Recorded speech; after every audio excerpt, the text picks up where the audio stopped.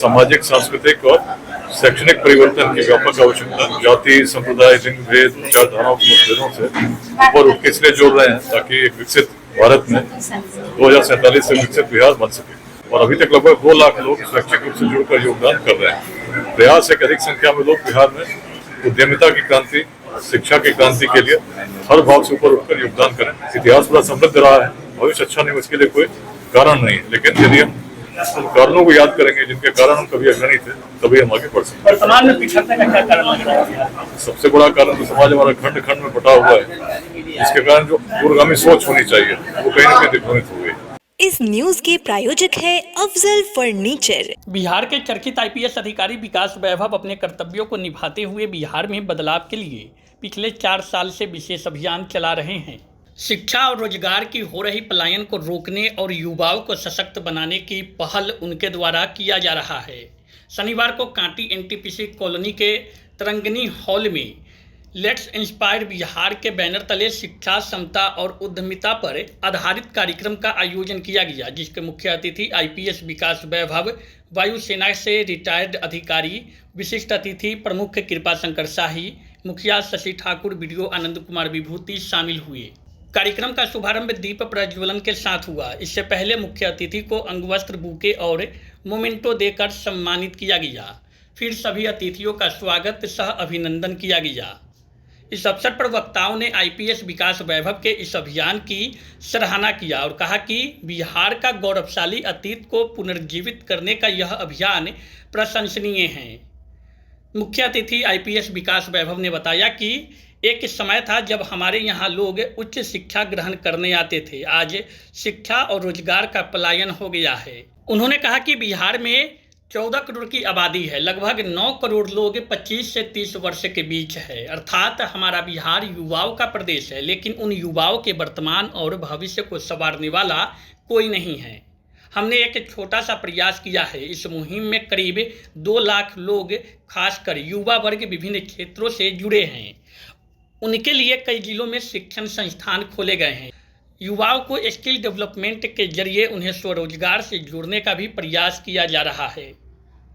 विकास वैभव ने कहा कि हमें अपनी गौरवशाली अतीत को फिर से जीवंत करने के लिए सामूहिक प्रयास करने की जरूरत है। आज पाकिस्तान से लड़ाई चल रही है, कभी हमारा ही तो अंग था। इसी मगध से तक्षशिला में राज्यपाल भेजे जाते थे, सम्राट अशोक भी गए थे।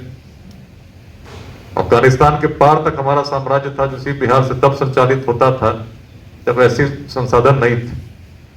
कैसे क्षमता तब आई कि ऑक्सफोर्ड की और कैम्ब्रिज की कल्पना से पहले हम नालंदा और विक्रमशिला को स्थापित कर सके। विश्व भर से लोग पढ़ने आते थे, आज छोटे से कोचिंग के लिए लोग बाहर जाते हैं। और यदि हम विकसित भारत में विकसित बिहार बनाना चाहते हैं, तो सभी चाहते हैं, तो सोचना होगा क्या करना होगा जिससे कि ऐसी तीव्र गति आए, जिससे कि जो लंबी छलांग बिहार को लगानी होगी उसको हम लगा सकें।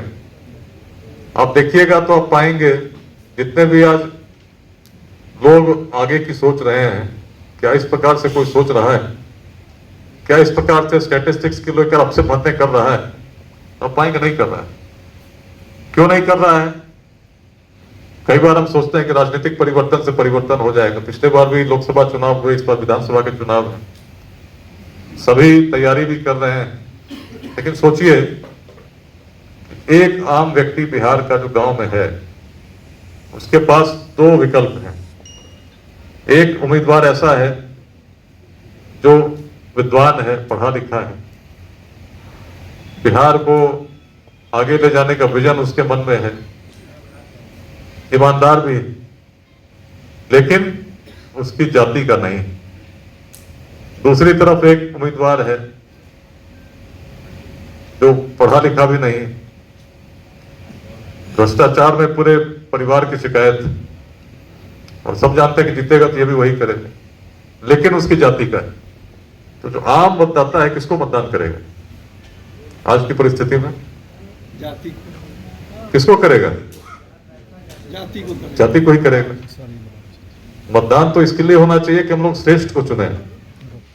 जहां हम लोग वैशाली लोकसभा क्षेत्र में कांटी विधानसभा आता है, तो वैशाली से वो कुछ दिन रघुवंश बाबू का सानिध्य मिला मुझे, रघुवंश बाबू के साथ रहने का। तो उनकी जो प्रायः जो भाषण होता था उनका, जो उसमें वो कहते थे कि वैशाली जन का प्रतिपालक, गण का आदि विधाता, जिसे ढूंढता विश्व आज उस प्रजातंत्र की माता, रुगो पथिक मिट्टी को शीश नवाओ, राज सिद्धियों की समाधि पर शीश नवाते जाओ। मतलब वैशाली की जो महत्ता है, आज जो रूल ऑफ लॉ की पूरे विश्व में बात होती है, डेमोक्रेसी की बात होती है, लोकतंत्र की बात होती है, जमहूरियत की बात होती है, उसकी स्थापना हमारे क्षेत्र में हुई थी। ये हमारे लिए गर्व का विषय, हम लोग सब लोग जानते हैं। ऐसा नहीं है कि नई बात कोई मैं बता रहा हूं, सब लोग जानते हैं। तो उस गर्व को हम लोग कहाँ खो रहे हैं, और इस बात को आपने लगातार उठाया है बिहार में, और आपने जो लोगों में एक नई ऊर्जा का संचार करने का जो प्रयास किया है, वह निश्चित तौर पे काबिले तारीफ है, वो सल्यूट है। के शिक्षा के आज जितने भी स्कूल खोले हुए हैं काटी में, यमुना बाबू का देन है। और इसी त्रिस्तरीय पंचायती राज व्यवस्था और पंचायती राज के जनप्रतिनिधियों द्वारा उनका कांटी में मूर्ति का अनावरण किया गया था, प्रमुख जी के नेतृत्व में, बीडीओ साहब के नेतृत्व में, सब लोगों द्वारा। तो वैसे महान पुरुष यमुना बाबू के बाद अगर कांटी के धरती पर कोई पधारा है तो विकास वैभव से पधारे हैं, जो शिक्षा के अलग को जगाते हुए बेरोजगारी को दूर करने के लिए, युवाओं को प्रेरित करने के लिए आज कांटी में पधारे हैं। उनका अभिनंदन है। बिहार अभियान में आज हम लोग बिहार के सभी लोगों को जाति, संप्रदाय, लिंग भेद, विचारधाराओं के मतभेदों से ऊपर उठ के इसलिए जोड़ रहे हैं ताकि एक विकसित भारत में 2047 से विकसित बिहार बन सके। इसके लिए एक सामाजिक, सांस्कृतिक और शैक्षणिक परिवर्तन की व्यापक आवश्यकता बिहार के हर पंचायत में, हर नगर के वार्ड में है। और अभी तक लगभग 2 लाख लोग शैक्षिक रूप से जुड़कर योगदान कर रहे हैं। प्रयास है कि अधिक संख्या में लोग बिहार में उद्यमिता की क्रांति, शिक्षा की क्रांति के लिए हर भाव से ऊपर उठकर योगदान करें। इसीलिए आज काटी में बिहार के हर जिले में नियमित रूप से अवकाश के दिनों भ्रमण करने का प्रयास करता हूँ, और जो लोग जुड़े हैं उनके माध्यम से अध्यायों से अलग अलग कार्यक्रम चलाए जा रहे हैं। बीमारी से बता रहे हैं, उनका इलाज सर क्या है? बिहार में छोटे छोटे भाव से ऊपर उठकर उद्यमिता की क्रांति, स्टार्टअप लग सके, बड़ी संख्या में लग सके, उसके लिए इकोसिस्टम का निर्माण करना, इसके लिए हम सभी को मिलकर प्रयास करता हूँ। निश्चित बदलेगा बिहार। इतिहास बड़ा समृद्ध रहा है, भविष्य अच्छा नहीं, इसके लिए कोई कारण नहीं है, लेकिन यदि हम उन कारणों को याद करेंगे जिनके कारण हम कभी अग्रणी थे, तभी हम आगे बढ़ सकते। वर्तमान में पिछड़ने का क्या कारण लग रहा है?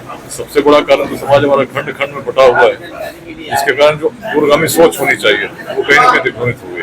तो हम आपस में संघर्ष कर रहे हैं, आगे क्या लक्ष्य है, आगे क्या समस्या है, उसका समाधान कैसे करें, इसके लिए हम चिंतन नहीं करें। पॉलिटिकल पार्टियां भी सर कहीं न कहीं पलायन की बात करती है, प्रमुख रूप से आपकी भी वही सोच है, पलायन रोकनी चाहिए, शिक्षा का गुणवत्ता बेहतर। समाज के हर वर्ग को प्रयास करना चाहिए। केवल राजनीतिक परिवर्तन से जब तक समाज में बड़ा परिवर्तन नहीं हो, तो जो लक्ष्य हमारा उसको पूरा नहीं कर पाएंगे। तो समाज जब तक नहीं बदलेगा, सत्ताएं बदलेंगी, व्यवस्था नहीं बदलेगी। तो इसके लिए सबको सजग होना है, सचेत होना है, प्रयास भी करना है। व्यवस्था परिवर्तन होनी चाहिए। शादी का फर्नीचर सेट 34,500 से स्टार्ट। AFZ फर्नीचर के ऑफिशियल यूट्यूब चैनल पर विजिट करिए विशेष जानकारी के लिए और परचेज करिए बिहार के सबसे बड़े शोरूम से।